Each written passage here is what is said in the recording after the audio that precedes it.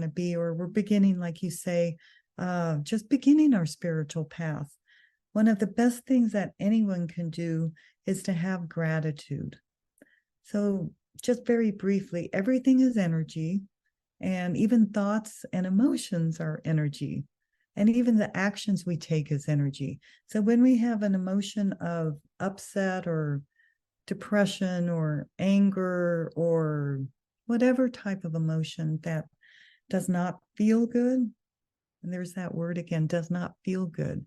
It doesn't feel good to be jealous. It doesn't feel good to have that frustration or stress. But if we're in that space, try to recognize it, be in awareness, and then if you can, try to find something that you're thankful for. There's so many things to be thankful for. We can be thankful, and then to tap into that thankfulness, feel it and be with it. For example, be grateful you even can get out of bed. You're healthy enough.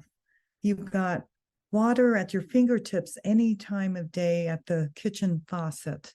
Or how about the food we have? I mean, you can think basic stuff, but not everyone has.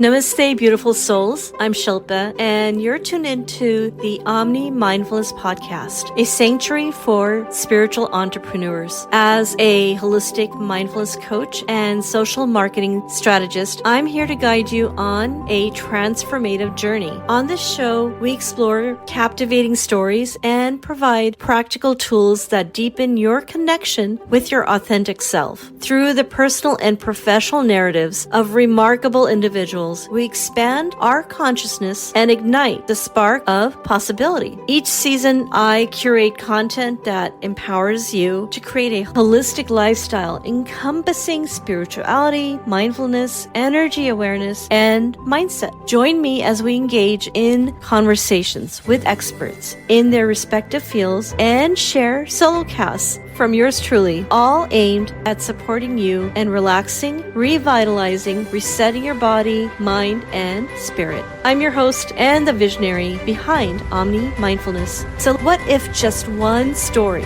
had the power to shift the trajectory of your life? What if you could become an instrument in helping others realize their true selves? And what if your soul's higher purpose lies in experiencing the joy of Omni Mindfulness? Remember, it's never too late to rewrite your story.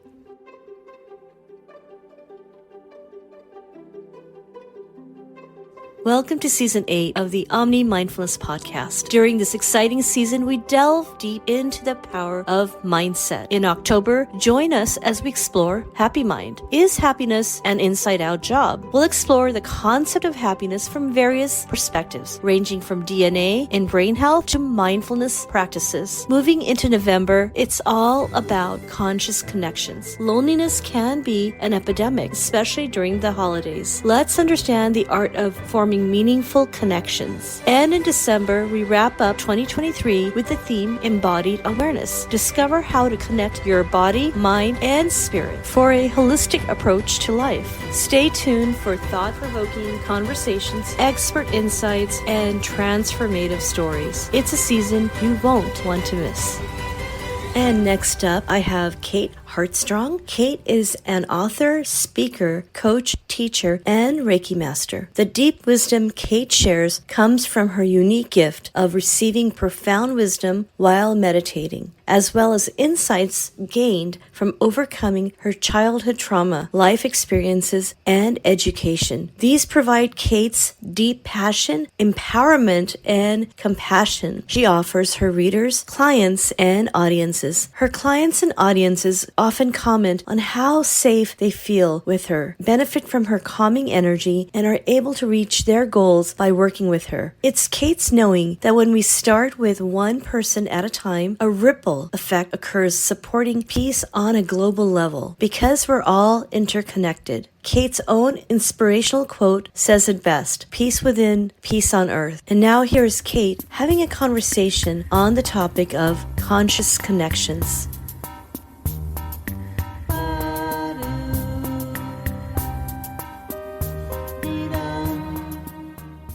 Welcome, Kate. Thank you so much for being on my podcast.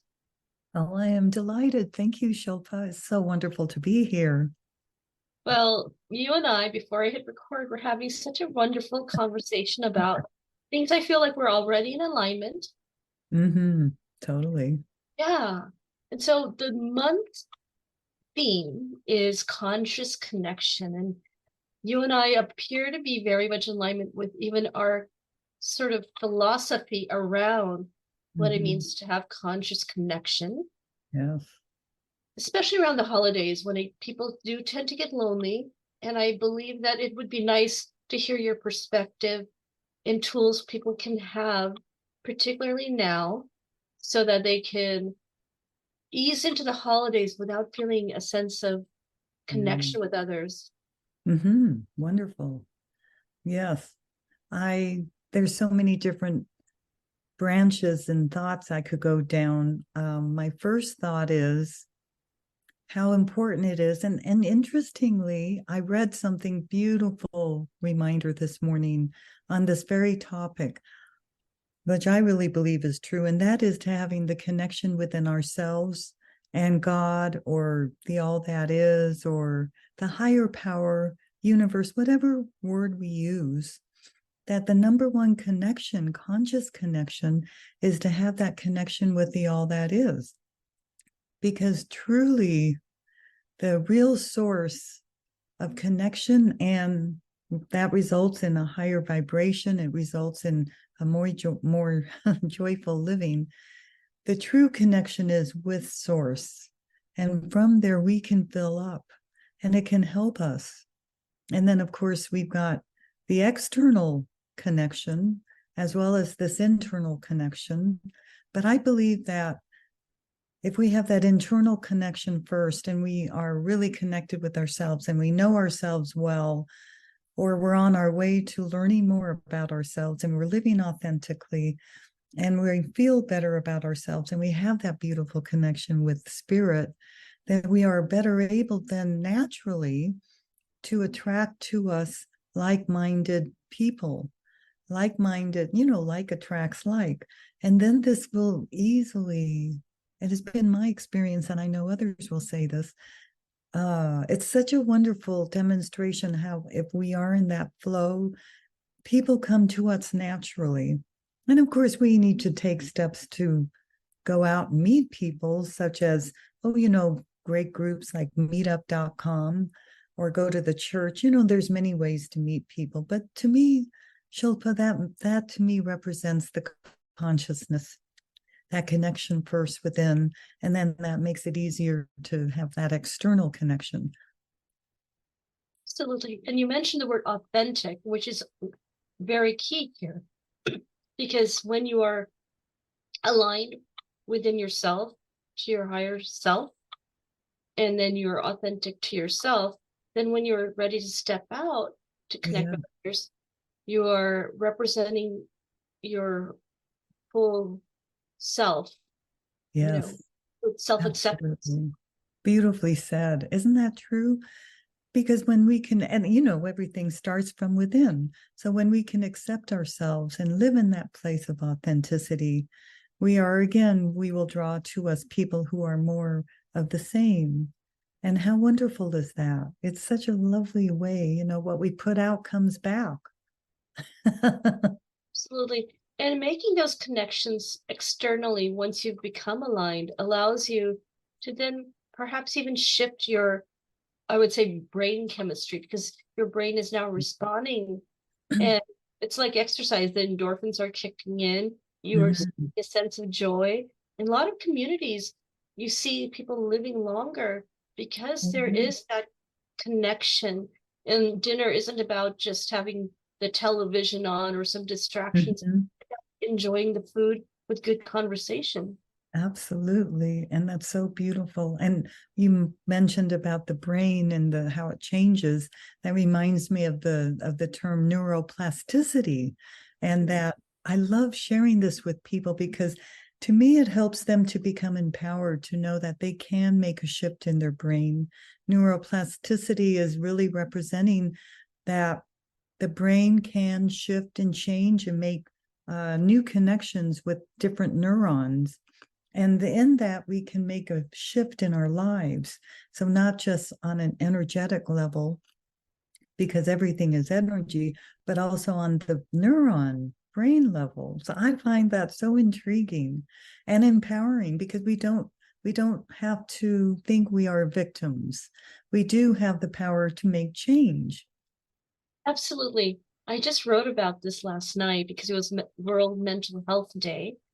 And I did some research and collected some tidbits about what it means to affect our brain chemistry.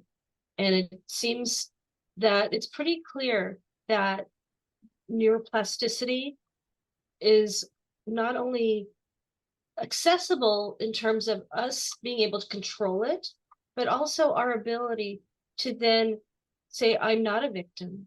Yeah. Because, so a lot of people say, well, it's my DNA. Well, yes, that will probably affect you on a chemistry level and on many levels. I won't deny that.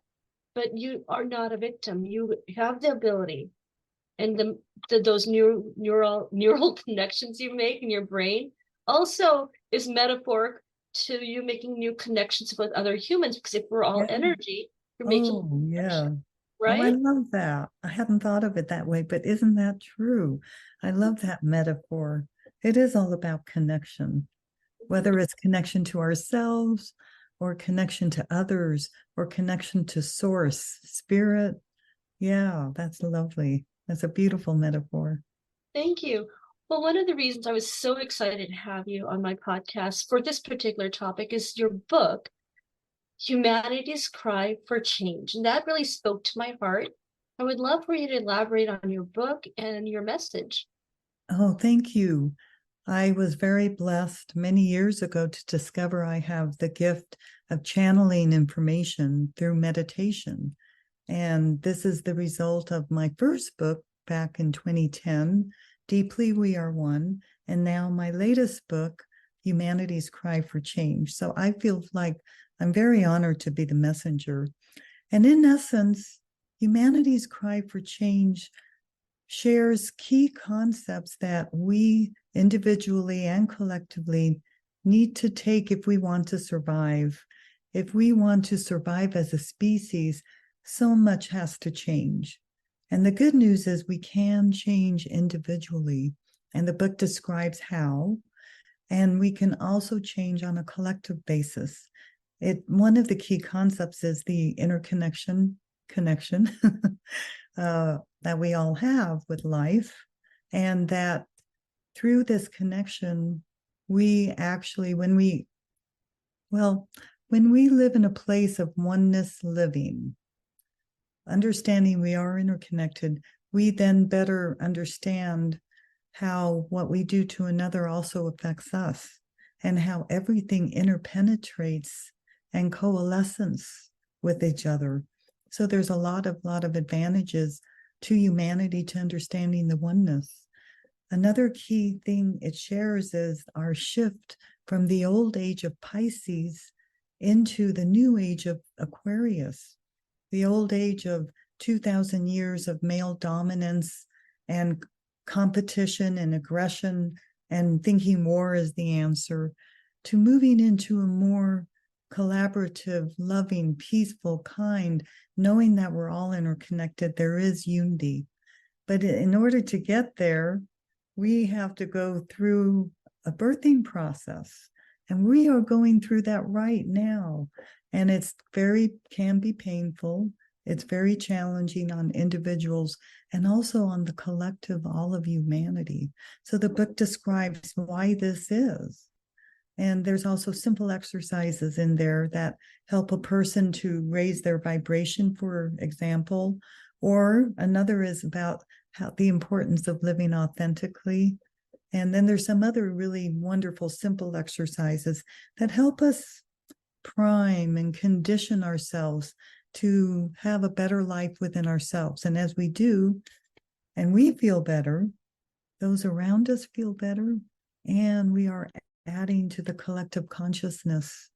So imagine, I always love to share this, imagine 100,000 or 100 million people or even 1 billion people doing their own individual work, the impact on a positive level happens to the collective consciousness, and there is a shift that is happening. I think more and more people are awakening. So those are some key points on my book. I love the fact that you have exercises in your book as well. I feel like that a lot of us, myself included, love to feel that I'm taking action, I'm doing something. Yeah, yes. That's a good way to put it. Yeah, that there are things we can do, and I am taking action. I like how you pointed that out. That is lovely. And in your book, when you mentioned channeling, I find that so fascinating because right now we live, at least I'm around a lot of souls like yourself who believe in the higher source and the energy and things that are perhaps considered more subtle in nature is obvious. However, when I step out of the house and say go to the store, I may be the only one in the store who's feeling that way or thinking that way. And so it's a little bit of a challenge at times when you do have that different perspective.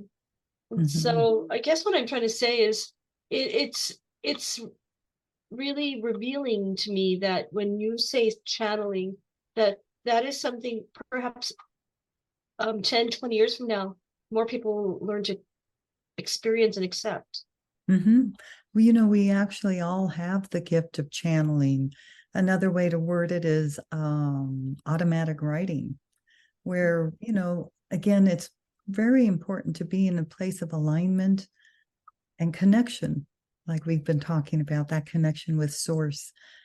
And in doing that, and I find I can do that best in meditation, in that then the words come to me, a group of angels that are assigned to me, so to speak, assigned to many, but speaking through me. So we do all actually have the gift. Not all of us are meant to use it in every single lifetime, but I think you're spot on. I think it's going to become more and more accepted and mainstream. I think part of our evolution, which my book also describes, that we're going through, and the most extraordinary, profound shift, evolution ever since humanity. But I think part of that evolution is our tapping into and using our divine gifts, such as channeling or telepathy, and to become more in tune with our intuition, all of those, and so many other gifts that we are really capable of, but we really, maybe so many of us haven't been conditioned or taught to do this in our society, but I think that's shifting. And it's, yeah. And I find it intriguing that you mentioned the word writing. I feel like when I was younger, I was able to write things that came to me. So they were poetries, but they were deeper than what my age level would have been able to grasp. Wow, that's wonderful. So on the passing of time and the illusion of time. And I remember when it came to me, I was 18. I just woke up, grabbed a pen, and wrote out this poem. Oh, that's wonderful. That's beautiful. I've lost it though over the years. I think it's because I became too cerebral, too logical, and lacking in trust. And I think a lot of this does require tuning in and trusting. Yes, it does. Absolutely. It really does. Perhaps maybe just on that topic, it's coming to me, so maybe we go there. When we come to the place of making connections externally, before we hit record, I mentioned that good company can uplift us. Yes. But company that is not vibrating on the same level, or those souls, they may not necessarily be conducive of uplifting us. How do you tune in and intuitively know what is right when maybe you're not that tuned in yet, or not that tuned in with your intuition? Oh, excellent question. The answer is to be in a place of awareness with your feelings.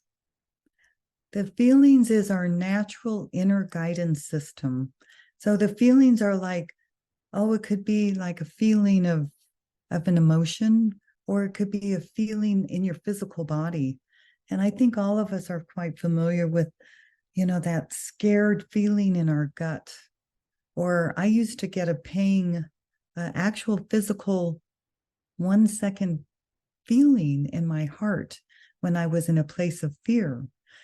But I think all of us could relate to the idea of we all have sensations, whether they're physical or they may be an emotional fear. For example, let's say a person walks into a room at a party and everyone seems happy and it feels good to walk into that party. And it feels like it's uplifted and happy and celebratory. I don't know if I'm pronouncing that word right. Celebration. And likewise, when we walk into a room, let's say there was a really big argument between a couple of people, or we're walking into a funeral, we can definitely feel and sense there's some energy, it's different. So my suggestion is for us to, number one, in all areas of our life, if we can, the key is to be in a place of awareness. And so in this context, to have an awareness of how am I feeling? When you see someone that you really like, do you feel good? And then maybe you meet someone at a party and nothing against him, but he or she feels icky. Trust that feeling. So I would say the best thing to do if a person is going out to try to meet people, to trust yourself. Start paying attention to how you're feeling. And if a person is not so accustomed to trusting their gut feeling, then I would suggest give it a try and then see what the end result is. If you trust your gut feeling, and then you can start remembering, oh, as a result of my trusting that I should not have gone with that person, I feel a sense of relief. Use that sense of relief as, affirmation or a confirmation you made the right decision, if that makes sense. So Yes, absolutely. It makes sense. And I think that wisdom would have been very helpful for me when I was growing up. And, me too. when I was in my younger days, we're so eager just to be around others who you just feel like you assume that they're aligned, but it may not be the truth. Yes. And so now that we've talked about external connections and knowing that humanity is in need of that shift, perhaps we can go deeper into what type of tools can you use if you're new to spirituality, so that being alone isn't so scary. Because I know a lot of people who share that, oh, I can't meditate, I can't be alone with my thoughts, or I have to do something. And however, the pathway to alignment is through meditation.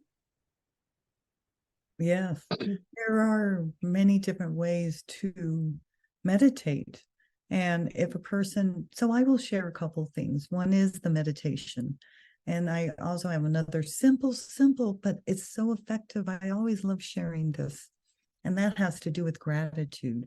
So I'll share with that in a minute. But the first is meditation. The definition of meditation is actually very simple. It is whatever a person is really keenly focused on. So person does not have to sit in a chair and have to have quiet thoughts in order to meditate. Thoughts come and go, and it's normal. The more a person meditates, the less thoughts will come. But, I've been meditating for, 30 years. And occasionally I'll still have a meditation where thoughts come in. So that's normal.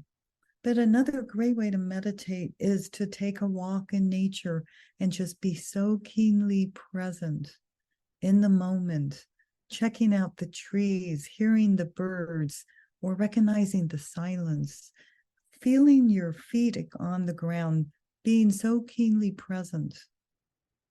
That is a way of meditation. Another thing is art or music. When we're doing like art and we're so like just so in the moment, in that creativity, we're not thinking about the past or the future, right?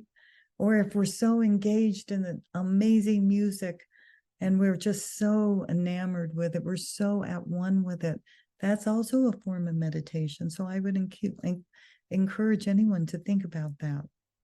A second way that we can really uplift ourselves when we're in a place, maybe we do feel alone, or maybe, yeah, we're not in the space we want to be, or we're beginning, like you say, just beginning our spiritual path. One of the best things that anyone can do is to have gratitude. So just very briefly, everything is energy, and even thoughts and emotions are energy.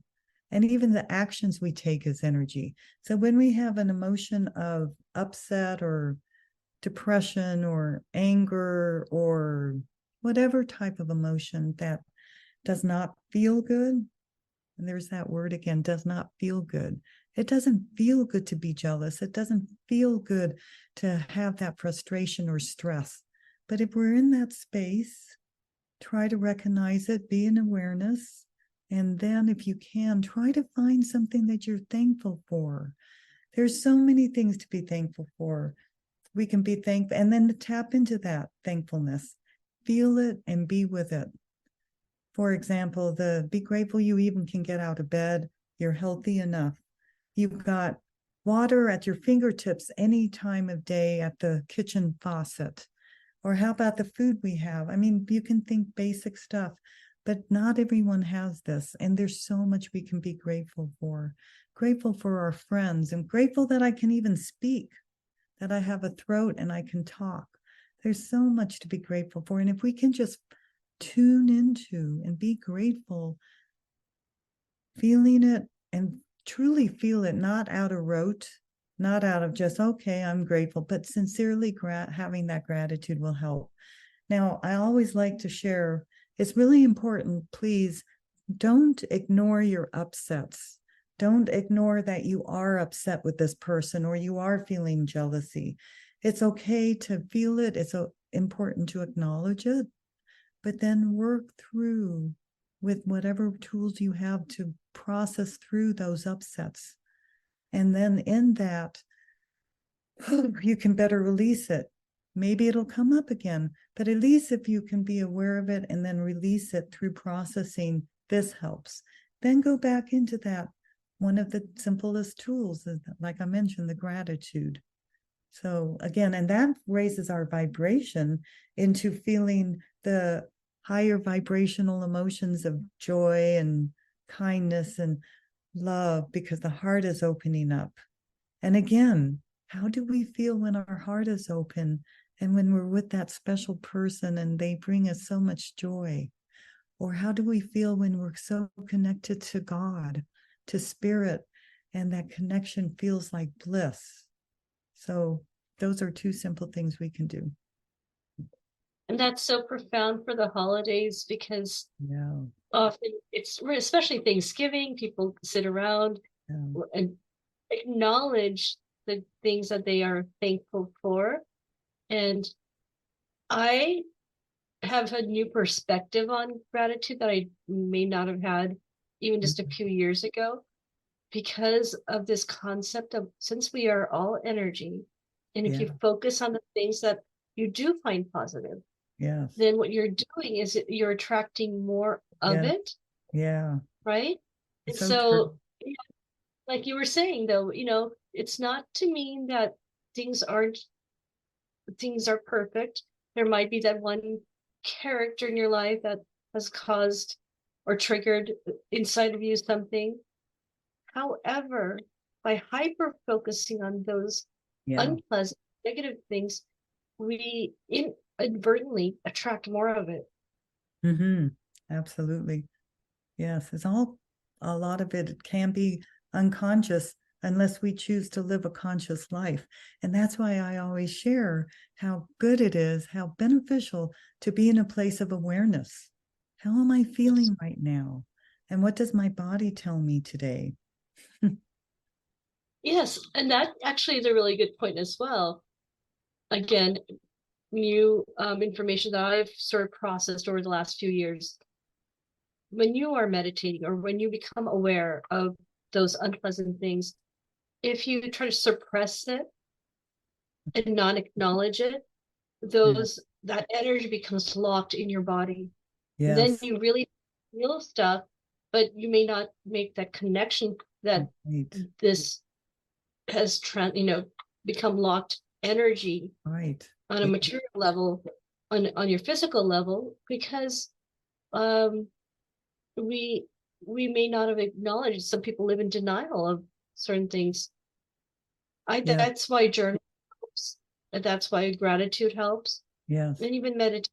When Yeah. those thoughts come, you observe them. You're like, oh, that, like, I'm just making one scenario, but I was in some situation where somebody said something unpleasant. Yeah. Rather than just letting it go, just say, I acknowledge it, I see you, Yes. and It's now I so choose to let it powerful. go. Absolutely. Right. It's so essential that we do acknowledge it and not stuff it, because like you say, it does get stuck in our physical body. Well, it'll get stuck in our other levels of our body energy. And if it doesn't get resolved, it turns into disease on the physical level. And people, like Yes. you said, they don't always associate it. Oh, I really don't feel that way. Oh, I shouldn't feel that way. Well, the body is reacting, your emotions are reacting. So, again, that's where the key is for the awareness. How am I Mm-hmm. feeling? I had something happen this morning that really upset me. And so I was like, oh, and I allowed myself to feel the feelings. And I went out and took a short run and let it out and processed it. So I feel a lot better. I'll deal with this particular situation later, not with the person when I'm angry, but now I processed the anger out. I'm going to calm down and I will talk with him probably tomorrow. Yeah. And so, not talking to him out of anger, but out of a place of love and Mm-hmm. connection. Like your theme today. I love your theme, the connection.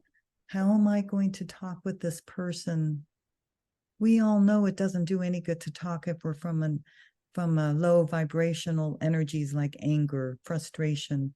But when I work on my own self, release it, then I can get into a place much more centered and from a place of love, still knowing my boundaries, but I will speak with him from a place of love and respect and explain the situation and get it resolved.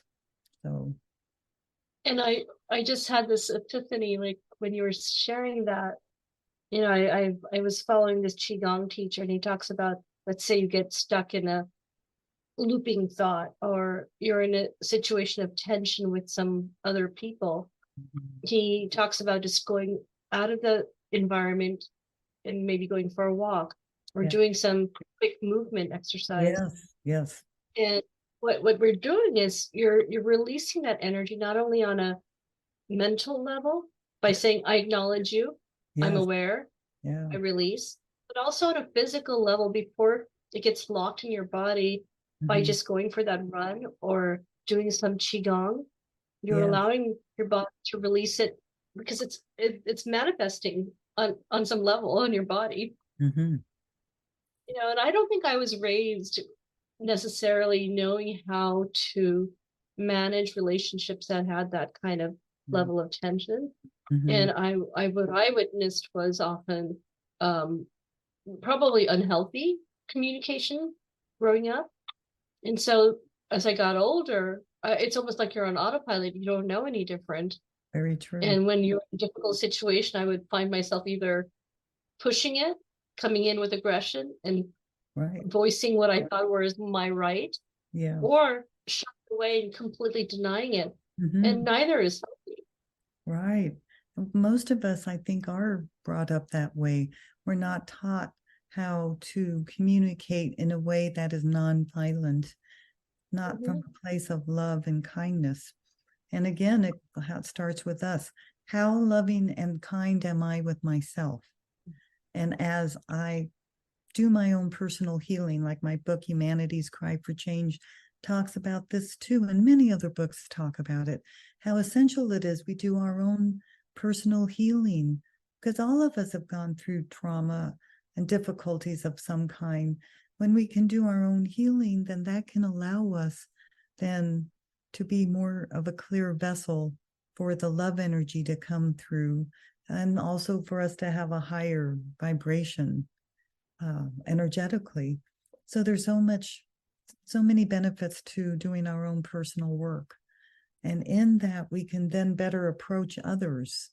But so many of us are not taught. I wasn't taught either as a child, but I'm grateful for all the teachings and so many books and spiritual leaders teaching what I believe is real truth. Because really, everything is energy. It all boils down to energy. So if I focus on something, it's going to get bigger. And if I yell at someone, chances are they're going to yell at me. And that's just not an effective way to deal with conflict. You know, there's an incredible book called The Nonviolent Communication with Marshall. I apologize, I don't remember the author's name, but it's an incredibly wonderful, loving way to communicate, especially with conflict.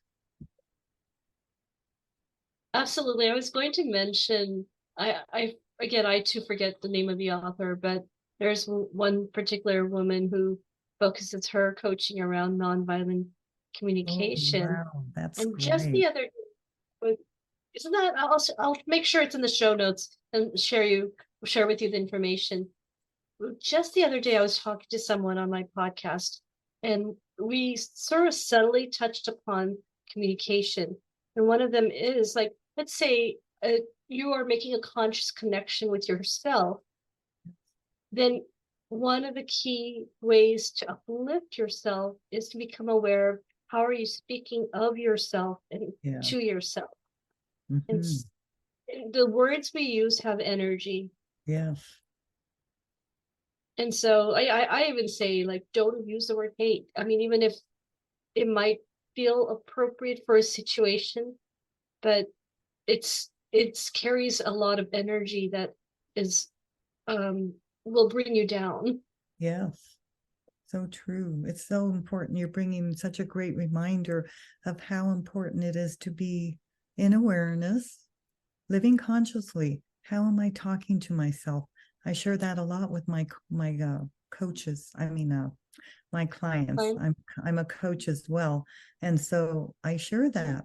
That I think is key. Again, how do we know how we're talking to ourselves unless we are aware?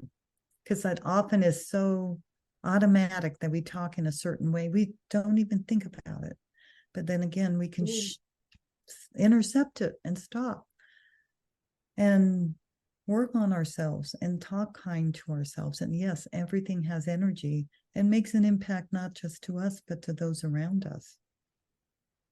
It does. And again, I am work in progress. So just a couple of years ago, 3-4 years ago, if you'd met me, I may not have been consciously practicing nonviolent communication with myself. And now, just the other day, before I hit record, I was telling you I have this cough. And I've been so frustrated with the cough that every time I talk about the cough, as though it was its real thing with my husband, I'll say, the cough is killing me. I thought the other day, I'm like, I really need to adjust language around this. Yeah. Definitely. Yeah. And there's some, I'm sorry, go ahead. Oh, no, go ahead. I was going to say there's certain phrases that people will say without even thinking about it, but really they have energy. Everything has energy. So let's be mindful on how we talk to ourselves and how do we talk to others. I'm glad that you brought that up. It's so important. Yeah, the other day I was trying to get something done and I said, I was thinking it, but before I could think it, I was aware. So I said, I'm going to change the language on this. But I was like, well, I can kill two birds with one stone. I'm like, I know. Very negative. No, why? So I came up with some other metaphor, but I was suddenly aware. I'm like, whoa, that praise has a lot of connotations of It negativity. does. It does. Yeah. So, but Yeah. as a society, we may be unaware. And again, going back to connections for the holidays, I believe you brought up wonderful tips. The focus of where you're placing your awareness, your consciousness, Yes. the gratitude approach, and focusing on the gratitude of what is uplifting you. Yes. Those are, and then meditation. I also love the fact that becoming more present. I call it more of a mindful meditation. So you can be Yeah. in nature Yeah. and becoming more present. I think of nature as a vibrational level, which is more in tune with a higher Yeah. force. It is. So when, isn't it? It So is. sometimes it's just like you're in the backyard and just the wind blowing and the ease with which the flowers are flowing. Just Yeah. those subtle things, Yeah. if you can tune in long enough, it can lift you up. Absolutely. And even like putting your bare feet on the grass is so Yes. uplifting. And you're just getting the love energy of Mother Earth, or laying on the grass. I don't do enough of that. I hardly ever do. I need to do that before the winter sets in. But laying and looking up in the sky, or putting our feet on the ground, or just taking a walk, it always is so connecting. Speaking of connecting, Yes, yeah. absolutely. And I do grounding. I go in the backyard with my bare feet and walk on the ground. Yeah. And it is actually scientifically proven to uh, Yeah. shift your energy. You're grounding your energy. Yes. And often in modern society, we are really disconnected from the Mother Earth energy. Yeah. Yeah. So it really Well, at helps. least it does. It does. Well, any parting words for our guests? They will have a means to look or read your book or find your book. But anything else you'd like to share on this topic of conscious connection? I would encourage people to, as best as they can, to truly know the greatness of who they are. If we can really tap into appreciating ourselves, we can have a greater connection within, and that helps, and it ripples out to making connections with others, and to have that connection with the all that is, with God. That can help in a place sometimes when we do get lonely. So I would say start with yourself, and certainly to reach out when you're feeling better within, then you're better able to connect with others who, might want the same thing. And to be also just a reminder to be in tune with your feelings, to really honor and use that as a guidance, and trust yourself and start working on that trust. So those are the last words I would just like to share. Along with my website, which is a great place to reach me, is my website, joyfulradiance.com, Joyful Radiance. And you can learn about my book, and there's a lot of free articles on there. And if you'd like, opt in. I do a once a month, very uplifting article, as well as 2 free meditations that a person can get if they decide to opt in. And then just, feel free to reach out and make a comment if you'd like. I'd love to hear from people. I love being of service. So thank you. Thank you, Kate. I sincerely appreciate all of your lovely details. Will definitely be included in the show notes. And I look forward to perhaps having you back in the future. There's an appropriate. Thank you. Well, you were a match for this topic. I so appreciate you. Oh, I appreciate you too. Thank you for having the platform that you do for this wonderful podcast. Thank you. Thank you so much. Thank you. Have a great day.